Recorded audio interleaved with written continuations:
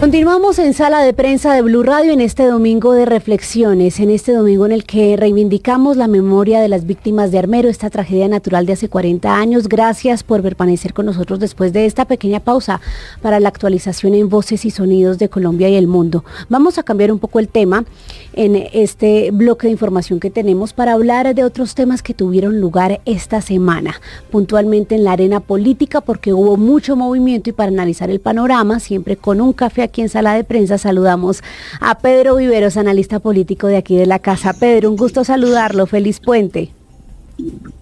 Un saludo, María Camila, a usted y a todos los que nos oyen y nos ven en Blue Radio. Pedro, hemos estado muy reflexivos hoy sobre la tragedia de Armero, la semana pasada sobre el holocausto del Palacio de Justicia, pero hay otro tema que nos llama la reflexión, y es como cada vez más se acerca el fin del mes de noviembre y nada con el tema de la unión y de depurar la lista de precandidatos a la presidencia, ¿no? Pues mire, María Camila, ya pasamos el momento de la izquierda. Ese capítulo ya se cerró, ya hay un candidato, una consulta, y ahora estamos en el terreno de la oposición. Todo lo que está ocurriendo hace parte de ese calentamiento político dentro de la derecha o de los partidos opositores al presidente Petro. Entonces, nada de lo que está pasando es fortuito. Todas las diferencias, todas las disputas hacen pues parte de esa, digamos, forma de llegar en algún momento a la definición de los candidatos para que podamos saber quién va a representar a cada sector en las interpartidistas. Pero le repito, por ejemplo, que no hay encuesta del Centro Democrático. Bueno, ahí hay un mensaje, no se pusieron de acuerdo, ya le están entregando la posibilidad al presidente, el expresidente Uribe, para que lo resuelva. Claro. Todos esos problemas que vamos a tener son parte de ese sector que se está organizando, como en su momento María Camila lo tuvo también la izquierda, o se nos olvida la pelotera que hubo allá con un candidato que se quería inscribir, otro que no podía, unos temas legales, en fin, le tocó entrar incluso al presidente de la República, sí, Gustavo Petro, a poner orden. Yo no sé si usted se acuerda. Claro. Entonces, estamos viviendo lo que normalmente pasa cuando un sector va a enfrentar al otro en materia política. Sí, eso es interesante y tiene usted toda la razón. Hablamos mucho el mes pasado, en octubre, sobre el pacto histórico y su consulta, y ahora estamos enfocados en el efecto que, sí, como en el rebote que esto tiene sobre el otro lado, que es la derecha. Usted hablaba muy bien del mensaje, Pedro, que manda la decisión del Centro Democrático de no hacer esa encuesta o de no revelar el candidato único en el 28 de noviembre como estaba inicialmente pactado. El mensaje implícito de fondo, yo no sé si usted coincida conmigo, para mí es que el candidato del presidente Uribe no está en ese grupo. Le voy a decir algo más, coincidiendo plenamente con usted, María Camila. Creo que de esos candidatos que hay en el Centro Democrático, es muy difícil que el presidente o el jefe natural de ese sector tenga un candidato que gane la presidencia de Colombia. Eso es verdad. O yo la invito a que hagamos la desmenuzada, si quiere, de nombre por nombre, y le puedo decir, por ejemplo, María Fernanda Cabal, sí, una gran parlamentaria, tiene ascendencia, pero yo no la veo recogiendo votos para lograr tener 13 o 14 millones de votos y ganar la presidencia. Es que aquí no es solamente ganar una encuesta o ganar una consulta, es quién es capaz de recoger después en una posible segunda vuelta los votos que quedan. Y a María Fernanda Cabal, le repito, no tengo ninguna objeción como senadora, como una persona en la política, pero su discurso es un discurso muy radical que la veo muy difícil que pueda recoger votos del otro lado. Sí, e incluso muchos dicen que se parece un poco a otro candidato de la derecha y que con ese se estarían ahí rasguñando los votos, y que el otro viene creciendo mucho más en encuestas y también en apoyos políticos. Sigamos entonces con el otro nombre, Paloma Valencia, parece más moderada en lo que usted habla del discurso. Es más moderada, pero creo que le hace falta reconocimiento, siendo también una muy buena parlamentaria y teniendo mucha ascendencia dentro del partido Centro Democrático. Pero en las encuestas yo no la veo con el reconocimiento, digamos, de la población, del conocimiento de los colombianos del nombre de Paloma Valencia. Ahí yo tendría mis dudas frente a la posibilidad que ellos puedan agruparse.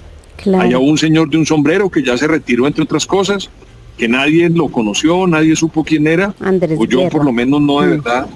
Debe ser un gran parlamentario, una persona muy importante, pero nunca logró, digamos, irradiar en la población colombiana, pues con un mensaje para que lo reconocieran. Sí. Lo mismo que la doctora Paula Holguín, a quien entre otras cosas la veo es haciendo pinitos para lanzarse después a la gobernación de Antioquia. Eso va Porque más por acuérdense que ese aquí hay lado. unos que sí quieren hacer campaña para la presidencia y otros que comienzan a mostrarse para aspirar a otros cargos. Yo la veo más a ella más en eso. Bueno, entonces, cuando usted conjuga todo eso... pero espere que nos bueno, falta Miguel uno, Uribe. y ahí quiero Sí. hacer una pausa porque es el nombre pues de la polémica.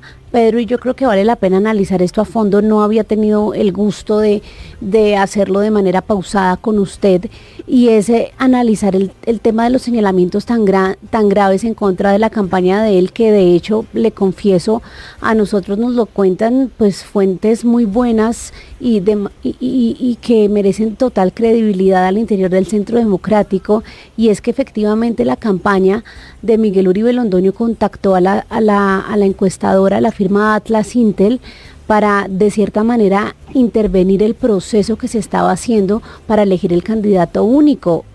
Eso es muy grave, que fue lo que desató la ira también de Gabriel Vallejo, el director del partido. Mire, todo eso que usted me cuenta hace parte de una dinámica política, pero que termina golpeando la confianza dentro de los candidatos. Claro. Yo le pongo un ejemplo: si mañana Miguel Uribe gana la encuesta, usted se imagina lo que va a hacer María Fernanda Cabal o los otros candidatos que no sienten que hubo respeto por las reglas, pues no se van a ir con él, Claro. o no lo van a apoyar, o terminan incumpliendo y por debajo de cuerda apoyan a otros candidatos. Por eso a mí me parece que la solución que tuvieron es recurrir ¿a quién? Al dueño de los votos en ese sector, María Camila, que se llama Álvaro Uribe Vélez. Allá hay un señor que es el que maneja eso. Entonces, pues bueno, de una vez digan qué vamos a hacer y que lo define el director natural. Pedro, Sí. pero mire que ellos dicen que el camino no va a ser ese. Eso también sorprende, como uno de cierto modo como que identifica ese... Sí, como les están enviando ese mensaje a los precandidatos del Centro Democrático, como de por debajearlos, pero ellos dicen que no importa y que el mensaje no es que ahí va a ser el que diga Uribe, sino que va a haber un mecanismo. ¿Usted cree que esto terminará entonces en que el presidente Uribe pues se va abriendo camino para mirar qué pasa con campañas como la de Pinzón y Abelardo de la Espriella? Pero María Camila, es que eso ya lo dijo. Mire, yo hace poco le pregunté a un seguidor del presidente Álvaro Uribe, un uribista de Raca Mandaca, le dije, oiga, dígame una cosa, ¿cuándo han estado separados en una elección José Obdulio Gaviria y Álvaro Uribe? Y la persona que conoce el tema me dijo, nunca, siempre han estado en el mismo barco. Entonces, eso lo dijo hace rato José Obdulio Gaviria. Dijo que el sector del presidente Petro, el Centro Democrático, no tenía una ficha ganadora. Pues le repito, María Camila, no lo dije yo no pertenezco a ese partido. Al único partido que pertenezco es al de los analistas. Claro. Pero al decir eso José Obdulio Gaviria, que no tienen un candidato y que tienen que ir a pescar en otro sitio, pues ya está diciendo que adentro en el Centro Democrático no está la ficha ganadora. Eso salió de allá adentro, del alter ego del presidente Álvaro Uribe, que es José Obdulio. Entonces, cuando le dicen a uno esa cancha, pues sencillamente uno comienza a decir, bueno, estos señores seguramente van a participar de algo mucho más grande, donde pueda aparecer otro caballo que sea más fuerte y que sí sea ganador. Le repito, según palabras de una persona muy cercana al presidente Álvaro Uribe, que es José Obdulio Gaviria. Eso está grabado para que después no me digan que yo inventé una cosa.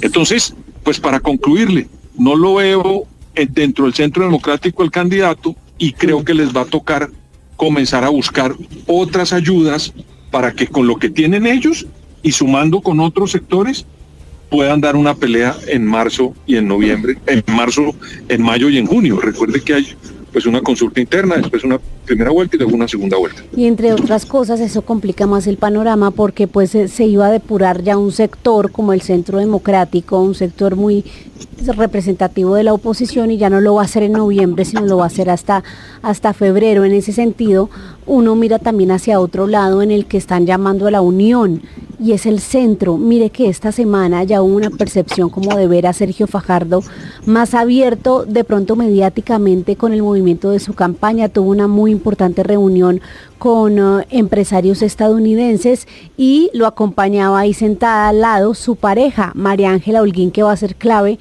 en la campaña.